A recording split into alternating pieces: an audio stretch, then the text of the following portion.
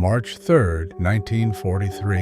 At dawn, the Bismarck Sea lay deceptively calm, its pale surface broken only by the steady wake of a Japanese convoy steering toward New Guinea. From the bridge of his destroyer, Shirayuki, Rear Admiral Masatomi Kimura watched 8 transports guarded by 8 destroyers move in precise formation. Nearly 7,000 soldiers of the 51st Division were aboard, men urgently needed at Leh. For months, such convoys had passed with little loss. American bombers came from high altitude, their attacks noisy but ineffective. Experience bred confidence. Below decks, soldiers wrote letters or sang quietly.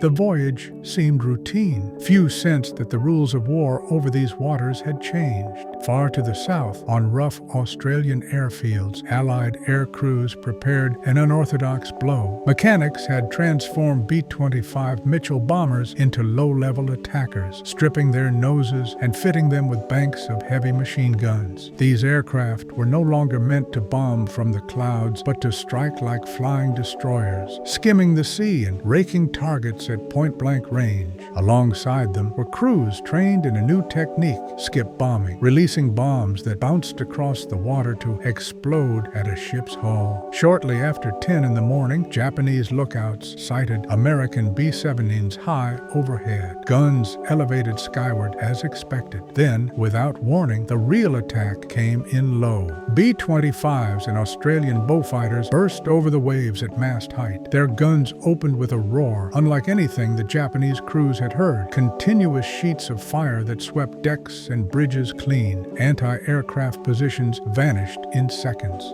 Bombs skipped across the sea and struck home, detonating inside hulls already torn by gunfire. Ships collided, burned, and sank in rapid succession. Within minutes, the convoy was wreckage, transports aflame, destroyers crippled, the sea choked with oil and men. The disciplined formation that had sailed so confidently at dawn dissolved into chaos and silence. By midday, the battle was finished. Of nearly 7,000 troops embarked from Rabaul, only a fraction survived. For Japan, the lesson was grim and immediate. Daylight convoys were finished. For the Allies, the action proved that ingenuity and daring could shatter even a well-guarded fleet. The calm waters of the Bismarck Sea closed again over the wrecks, marking the moment when low-flying aircraft, armed by necessity and imagination, seized command of the sea.